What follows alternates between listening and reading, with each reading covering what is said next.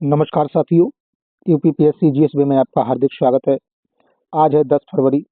तो 10 फरवरी के current affair के जितने महत्वपूर्ण क्वेश्चन बनेंगे उन पर आज हम चर्चा करेंगे। तो आइए चलते हैं अपनी क्लास में और देखते हैं पहला क्वेश्चन क्या है। क्वेश्चन नंबर 1 है हमारा, हाल ही में किस देश की संसद ने शक्ति घृणा विरोधी अपराध कानून पारित किया है? तो प्रश्न नंबर 1 का सही जवाब बनेगा option number B, Australia. Australia की संसद ने हाल ही में एक सख्त घृणा विरोधी अपराध कानून पारित किया है जो भेदभाव और हेट स्पीच घृणास्पद भाषण से निपटने के लिए बनाया गया है। इस कानून का उद्देश्य अल्पसंख्यक समुदाय को अधिक सुरक्षा प्रदान करना है। अगला प्रश्न है प्रश्न नंबर 2। प्रश्न नंबर 2 है हमारा, केंद्रीय पर्यावरण वन और जलवायु परिवर्तन मंत्रालय ने उत्तर प्रदेश में कहाँ विश्व आर्द्रभूमि दिवस 2025 समारोह का आयोजन किया है? तो प्रश्न नंबर 2 का सही जवाब बनेगा ऑप्शन नंबर बी, गोंडा। विश्व आर्द्रभूमि दिवस 2025 का आयोजन उत्तर प्रदेश के गोंडा में किया गया था। इसका उद्देश्य आर्द्रभूमियों के संरक्षण को बढ़ावा देना है क्योंकि ये पारिस्थितिक संतुलन बनाए रखने में महत्वपूर्ण भूमिका निभाती हैं। अगला प्रश्न है प्रश्न नंबर 3। प्रश्न नंबर 3 है, हाल ही में जारी रिपोर्ट के अनुसार भारत में स्तन कैंसर के मामले किस शहर में सबसे अधिक हैं? तो प्रश्न नंबर 3 का सही जवाब बनेगा ऑप्शन नंबर सी, हैदराबाद।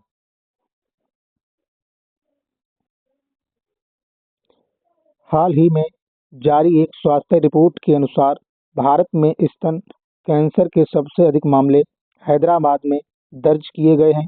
इसका कारण जीवन शैली में बदलाव, आनुवंशिक कारक है और पर्यावरण पारिस्थितिकियां हैं।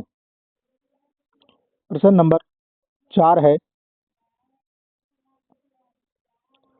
हाल ही में किस देश में महिला खेलों में ट्रांसजेंडर एथलीटों पर प्रतिबंध लगाने वाला विधेयक पारित किया गया है? तो प्रश्न नंबर 4 का सही जवाब बनेगा option number B, America. America ने हाल ही में एक विधेयक पारित किया है जिसमें महिला खेलों में ट्रांसजेंडर एथलीटों के भाग लेने पर प्रतिबंध लगाया है। इसका कारण प्रतिस्पर्धा में निष्पक्षता सुनिश्चित करना बताया गया है। अगला प्रश्न है प्रश्न नंबर 5। प्रश्न नंबर 5 है, हाल ही में रूस ने किस देश में नई बैलिस्टिक मिसाइल प्रणाली तैनात करने का निश्चय किया है? तो प्रश्न नंबर 5 का सही जवाब बनेगा ऑप्शन नंबर सी, बेलारूस।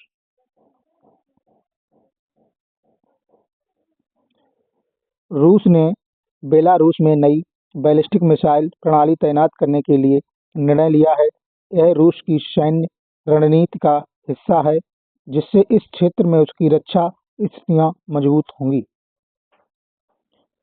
अगला प्रश्न है प्रश्न नंबर 6। प्रश्न नंबर 6 है,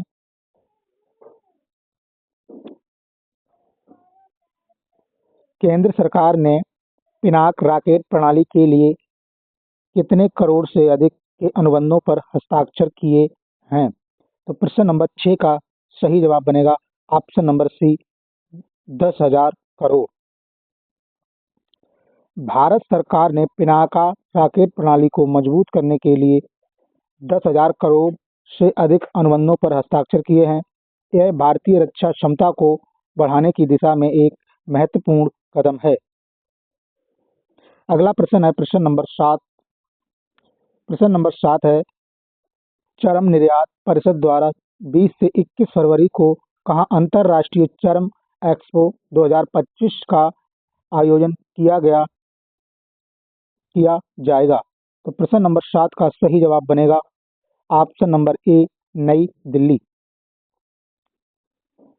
अंतर्राष्ट्रीय चरम एक्सपो 2025 का आयोजन नई दिल्ली में किया जाएगा। इसका उद्देश्य भारत में चमड़ा उद्योग को बढ़ावा देना और निर्यात को बढ़ाना है। अगला प्रश्न है प्रश्न नंबर 8। प्रश्न नंबर 8 है, हाल ही में किस राज्य सरकार ने वित्तीय वर्ष 2025-26 के लिए नई आबकारी नीति को मंजूरी दी है? तो प्रश्न नंबर 8 का सही जवाब बनेगा ऑप्शन नंबर सी, उत्तर प्रदेश। उत्तर प्रदेश सरकार ने 2025-26 के लिए नई आबकारी नीति को मंजूरी दी है। इसका उद्देश्य शराब के वितरण को नियंत्रित करना और राज्य के राजस्व में वृद्धि करना है। अगला प्रश्न है प्रश्न नंबर 9। प्रश्न नंबर 9 है, हाल ही में ... अंतर्राष्ट्रीय सूरज कुंड मेला फरीदाबाद में आयोजित हुआ है। तो प्रश्न नंबर 9 का सही जवाब बनेगा ऑप्शन नंबर सी, 38वां। 38वां अंतर्राष्ट्रीय सूरज कुंड शिल्प मेला फरीदाबाद, हरियाणा में आयोजित किया गया है, जिसमें भारत और अन्य देशों की पारंपरिक कलाओं और हस्तशिल्प का प्रदर्शन किया गया है। अगला प्रश्न है प्रश्न नंबर 10। प्रश्न नंबर 10 है, अंतर्राष्ट्रीय बिग कैट अलायंस का मुख्य उद्देश्य कितने प्रमुख बिल्ली प्रजातियों के संरक्षण पर केंद्रित है? तो प्रश्न नंबर 10 का सही जवाब बनेगा ऑप्शन नंबर बी, 7।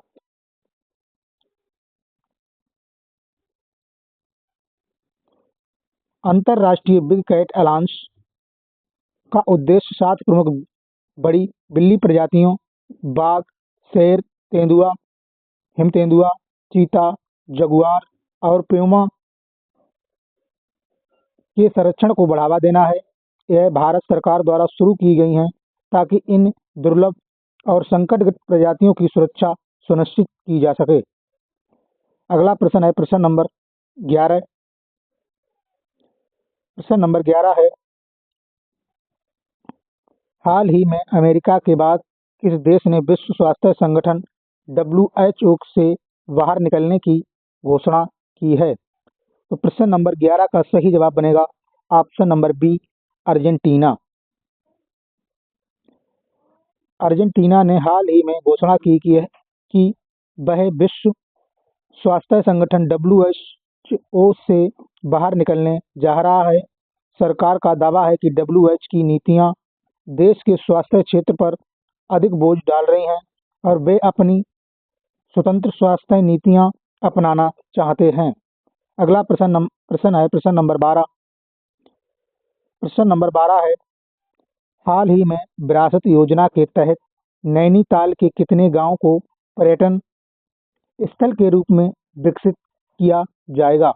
तो प्रश्न नंबर 12 का सही जवाब बनेगा ऑप्शन नंबर सी, 60 गांव।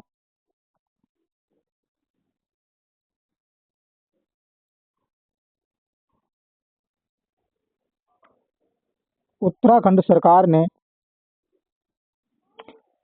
ने विरासत योजना के तहत नैनीताल जिले के 60 गांव को पर्यटन स्थल के रूप में विकसित करने का निर्णय लिया है। इस योजना के तहत पारंपरिक घरों, सांस्कृतिक विरासत और स्थानीय जीवन शैली को संरक्षित करके ग्रामीण पर्यटन को बढ़ावा दिया जाएगा। अगला प्रश्न है प्रश्न नंबर 13। प्रश्न नंबर 13 है, हाल ही में किस मंत्रालय ने राष्ट्रीय सांस्कृतिक मानचित्रण मिशन की स्थापना की है? तो प्रश्न नंबर 13 का सही जवाब बनेगा ऑप्शन नंबर सी, संस्कृति मंत्रालय। संस्कृति मंत्रालय ने हाल ही में राष्ट्रीय संस्कृति मानचित्रण mission, national culture mapping mission की स्थापना की है। इस मिशन का उद्देश्य पूरे भारत में सांस्कृतिक कलाकारों, पारंपरिक कारीगरों और लोक कलाकारों की पहचान करना और उनके लिए अवसर बढ़ाना है। अगला प्रश्न है प्रश्न नंबर 14।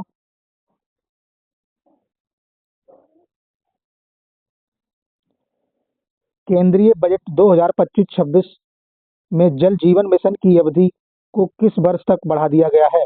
तो प्रश्न नंबर 14 का सही जवाब बनेगा ऑप्शन नंबर ए, 2028 तक।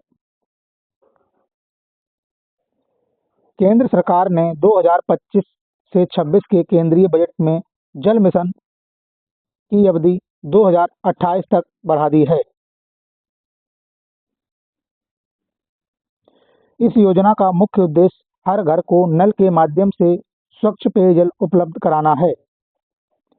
अगला प्रश्न है प्रश्न नंबर 15। प्रश्न नंबर 15 हमारा अंतिम प्रश्न है। तो जो साथी चैनल पर नए आए हैं वो वीडियो को लाइक और चैनल को सब्सक्राइब कर दें और एक लाइक अवश्य करें। तो प्रश्न नंबर 15 है हमारा, हाल ही में केंद्रीय चिड़ियाघर प्राधिकरण ने किस राज्य में भारत सरकार के पहले व्हाइट टाइगर ब्रीडिंग सेंटर खोलने को मंजूरी दी है? तो प्रश्न नंबर 15 का सही जवाब होगा option number A, Madhya Pradesh.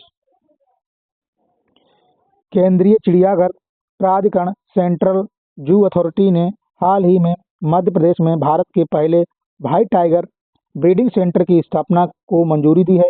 यह केंद्र व्हाइट टाइगर सफेद बाघ की आबादी को संरक्षित और बढ़ाने के लिए काम करेगा। Thanks for watching. धन्यवाद। वीडियो में अपना कमेंट अवश्य करें, अपना सुझाव अवश्य दें, जिससे मैं वीडियो को इम्प्रूव कर सकें, वीडियो में सुधार ला सकें। Thanks for watching. धन्यवाद।